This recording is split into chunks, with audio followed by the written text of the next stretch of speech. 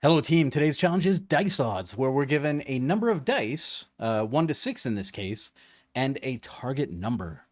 We are guaranteed that the target number will always be achievable with the given number of dice, but the way that we code it, it won't really matter. And I'll show you where that is when we get there.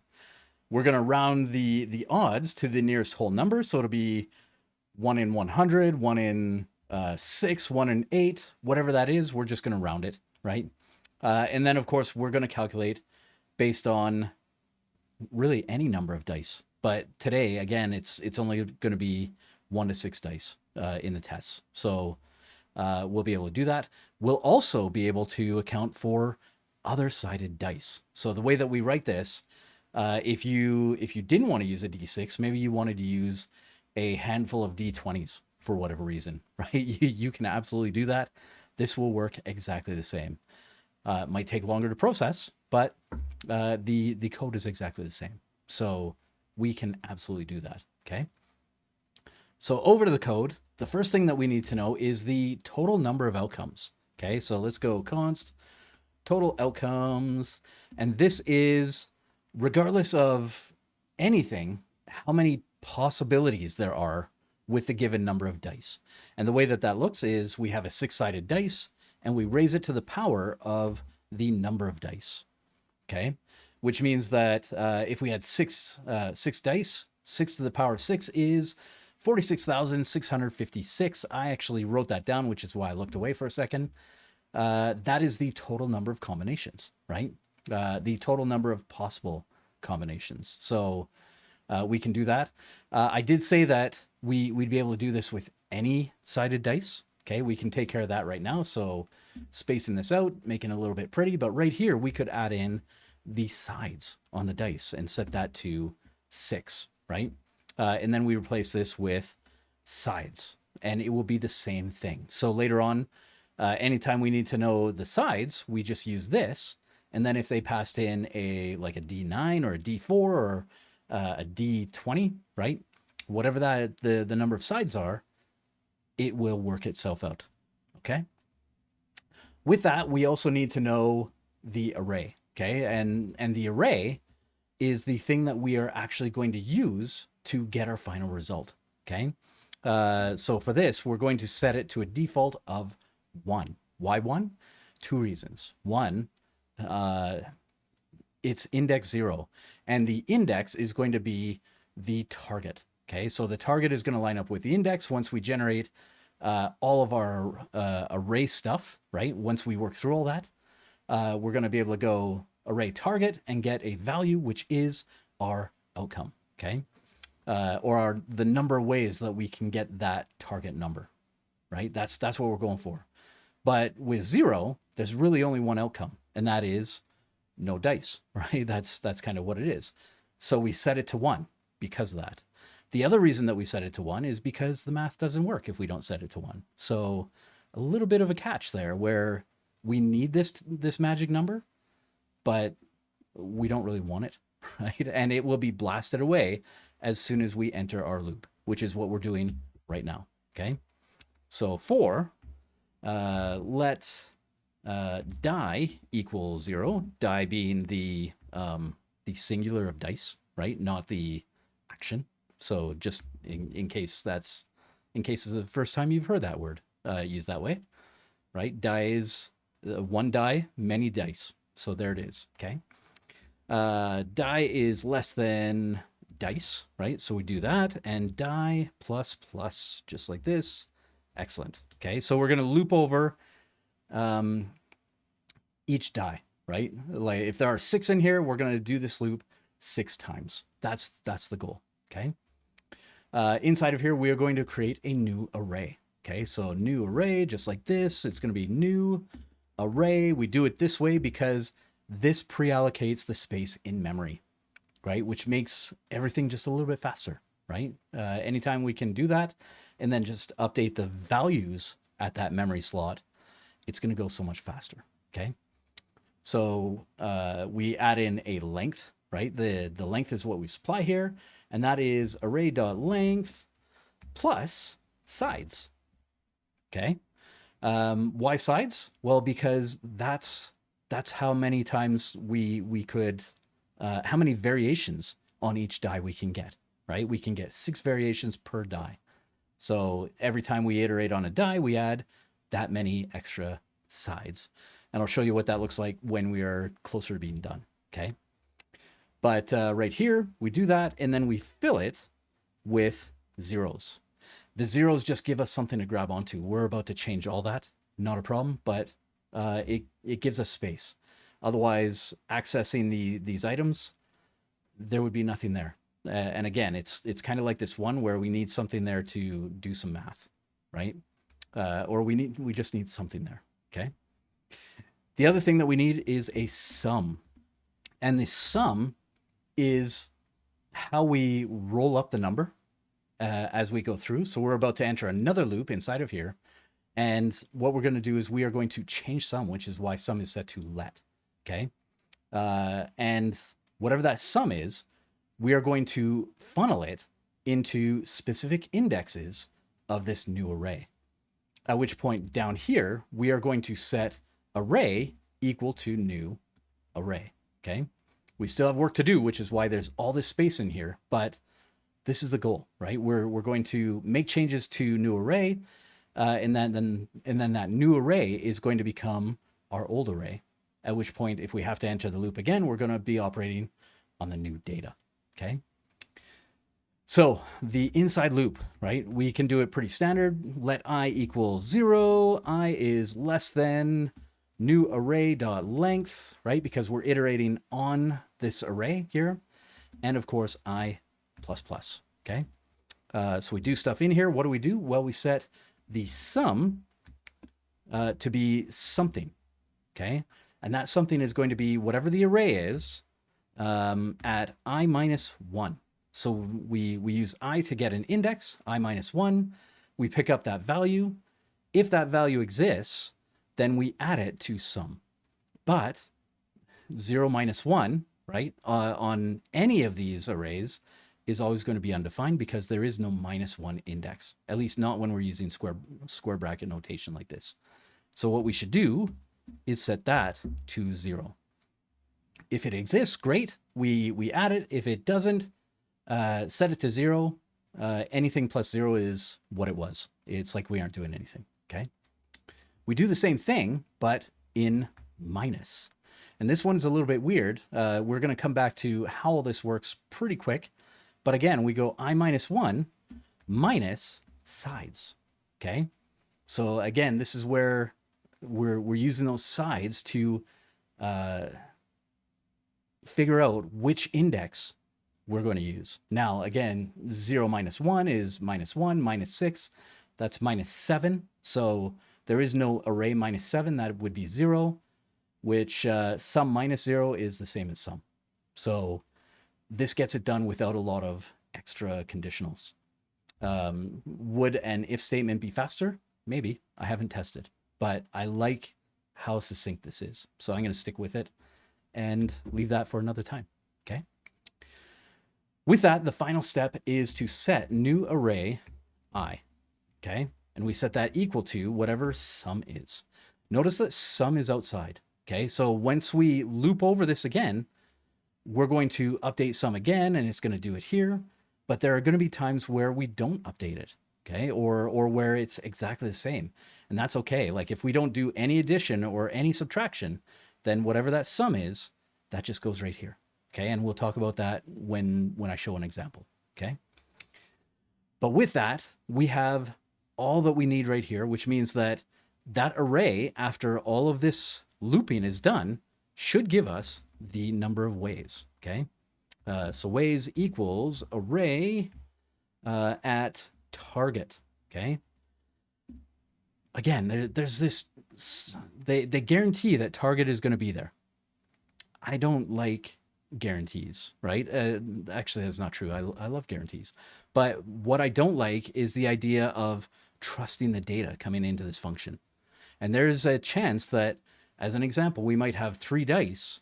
Well, the maximum target that we can have for 3 dice is 18, right? So based on that, it would be 6 plus 6 plus 6, right? The 3 dice. Based on that, if target was 20, well, then that's outside of our range, right? It's a range error. Or if it was 3 dice and our target was 2, well, that's another range error, right? That's a range error on the lower side. So there's a chance that this doesn't exist. And because of that, I like to set it to 0, which means that they could send in any target and we will always get an accurate number, right? Like if they send in one die, right? One single 6-sided die, and they're asking for a target of 100, it's always going to be 0 out of 6, right? 0 out of 6 tries or something like that, whatever that is. Okay. So this gets us there. And this ensures that we don't have any over or under range errors. Okay. With that, we just need to output the thing, which is right here. And it is 1 in what? Well, 1 in a computation, which is total outcomes divided by ways. And because that could be a floating number, we have to go math.round, at which point everything works. Okay. But again, how does everything work? And this is where we get into the explanation part of this, because what we've done is we've created a sliding window, right? Sliding windows are something that we've seen in some of the other dynamic programming challenges. I think Exact Change used it. And basically when we talk about sliding windows, we're saying I need to use previous information, right? So not new array, but array. Sometimes we just use the current array and we tally it up, right?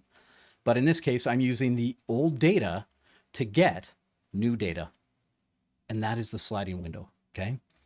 So if I bring in a little bit of a comment here, okay? Let's take it a piece at a time, right? Right here is our array. That is, array is 1, right? I added the commas just so it would line up a little bit pretty. And then right here I have 0. That is our sum starting at 0. And right here is our starting array, right? So what we've done is we've taken an array length, which is 1, plus the signs, which is 6, and created 7 elements. 1, 2, 3, 4, 5, 6, 7. Okay. And we go through the loop. So 0, right? The 0 index, 0 minus 1 doesn't exist. So we go 0. 0 minus 1 minus 6 doesn't exist. So we go 0, which means that new array 0 is whatever the sum is, which is 0. So we leave that alone, right? And then we go to 1. 1 minus 1 is 0. We have that. That is right here, right? Right here as well, right? So index 0 has 1, which means that we add that. So we go here and we go 1. 1 minus 1 is 0. Minus 6 is minus 6, right? That doesn't exist. So we skip it and we go right here and go 1. Now, because of how this works, we are never going to enter these two things again for this first round, right? We're going to loop over all these different things, but we're never going to touch these two lines. We're always going to hit this last line, which means that these zeros right here end up being 1s, okay? And so this is the first iteration. This is where we end up, okay? Now, with that, I can bring this down and go and grab the next loop. So let's assume that we have 3 dice, right? 3 dice is where we're at, which means that this is die number 2, right? We have our first iteration here. We've reset sum to 0, brilliant, and we've added 6 to the end of our length. So we've gotten our length plus 1, 2, 3, 4, 5, 6 to make what is that? 13, right? 7 plus 6, so 13 in here, and we start again. Okay, 0 minus that ends up being 0, and then we have 2, right? So again, we've changed this 1. So sorry, not 2, but 1 minus 1 is 0, which is right here. Okay, that 0 was a 1 at the start. But again, you can see how that 1 was necessary in order to get our math working. At this point, that can stay there. So we sum it to 0, which means that index 1 becomes 0, right? Index 2 is 2 minus 1, which is 1. So we go up here and we see that 1, which means that we increment by 1. Brilliant. We change this to 1. And then we go here and we go back. This is going to be 1 plus 1, which is 2. So we make this 2.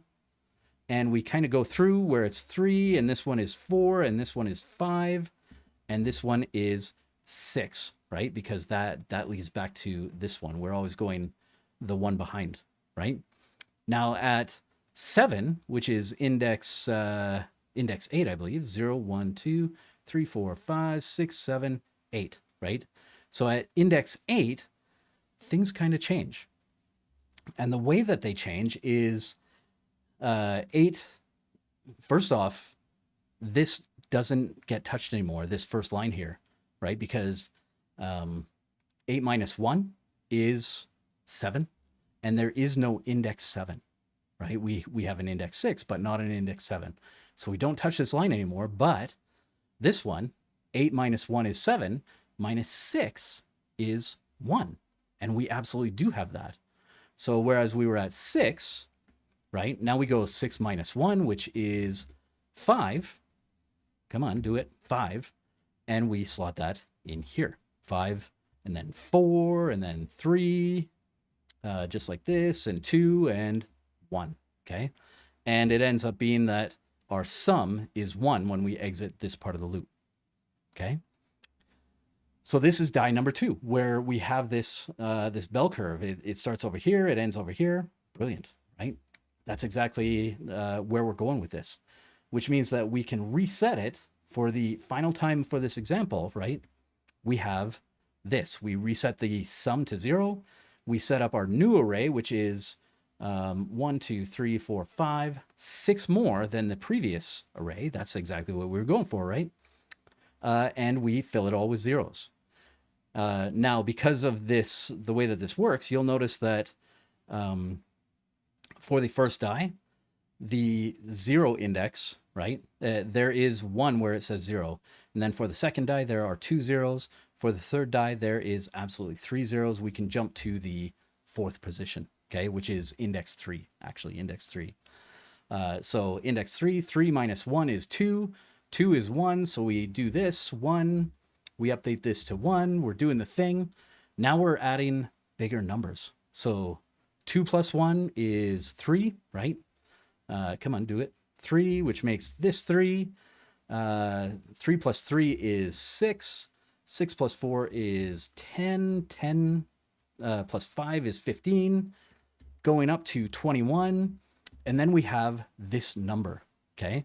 And this number is tricky because at this point, we're accessing both of these lines, okay? Once we get here, I think this is the 8th one again. 0, 1, 2, 3, 4, 5, 6, 7, 8, 9. Sorry, 9th index, right?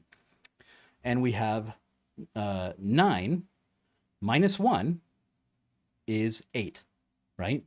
Well, that 8 is going to be what? It's going to be 21 plus 5, right? Plus 5. Brilliant. But 9 minus 1 is 8, minus the 6 is 3, right? So we go 0, 1, 2, sorry, 0, 1, 2, 3. I think I missed it here. Did I do the math wrong? What is I? 0, 1, 2, 3, 4, 5, 6, 7, 8. Sorry, 8, right? 8 or 9. 9, sorry. Jumping ahead. But the way that this ends up working is, again, 9 minus 1, that gets us to the 5. And then 9 minus 1 minus 6 is 3. So right here, I think, 0, 1, 2, here. Why is that not lining up for me? It should be 1, where this actually ends up being 25. So I am missing some math in my head. And I'm pretty sure it's just my brain isn't working right now. But it ends up being 25. Okay, we get this value, we get this value, we add one, we subtract one, brilliant. We go to the next, right? So this would be 25 now. We can go and do that, 25. Plus 4 should be 29, but we minus the 2, which brings it to 27. Okay, 27. 27 plus, sorry, yeah, plus 3 minus 3 is still 27. So 27, getting a little bit confusing, but hopefully at this point you can start to see that it starts to go down. So we get 25, and this one is 21, 15, going over 10, 6, 3, and 1, right? 3 and 1, okay? At which point, once we get to the end of this again, our sum is going to be 1. So this is how it goes, right? We kind of jump through here and we build out this whole array. And that's the key, is that each time we're building out the array based on the previous array, and then changing the previous array to be the new array. And what we've done here is we've created this, this really powerful object, right? This array, where each value or each index is the target number. So as an example, if the target is 10, right, we go 0, 1, 2, 3, 4, 5, 6, 7, 8, 9, 10. Well, there are 27 ways to make 10 with 3 dice, right? There is only one way to make to make 3, sorry, with 3 dice, because you need 3 ones, right? There's only one way to make 18 with 3 dice. You need 3 sixes. And so we can use this as our target to get here, at which point we just do the math and we send it out and do the thing, okay? The final bit here, because this is getting a little bit long, if you don't like this, right? You don't like this bit here, sorry, not there, but here, right? Where if the target doesn't exist, we just return 0. Maybe you want to throw an error, and that's possible, right? So what we could do is up here, we could go, I'm in the wrong place again. I need to be all the way up underneath total outcomes. So if target is less than dice, okay, the target cannot be less than the dice because each die has 1 spot, right? So that's your smallest possible number. Or target is greater than total outcomes, just like this, total outcomes, right? If it is either of those, then we have a problem, right? And we need to figure that out. So at this point, we could throw new error, whatever that is, target, not possible. And then because of this, we no longer need this. So we could get rid of that. It still works. I kind of like it being there. It doesn't hurt anything, but there are options here, depending on what you're going for. You could either just return 0, right? 0 outcomes, which, I mean, if you divide anything by 0, 1 in 0 chance, that messaging doesn't really work, but it's an option, right? Or does it error? I always forget. But with this, you throw a better error message. So this is probably the better option, okay? Again, all of this is based on sliding windows. So we're using the previous data to get the new data, the previous data to get the new data, the previous data to get the new data. And then finally, once we generate the proper amount of data that we need, we peel off the value that we want and send it out the door. Very long video to show all this, but hopefully it's making sense. If it isn't, hit me up in the comments, right? I'll try to explain it better. Otherwise, again, not every solution, just hopefully one good solution. I feel like this is pretty solid where it is, right? There are, of course, other ways. If you did one of those other ways and you want to share it, also drop that in the comments. Let me know if you liked it, if you hated it, all that good stuff. Otherwise, today this has been Dice Odds, and I will see you tomorrow.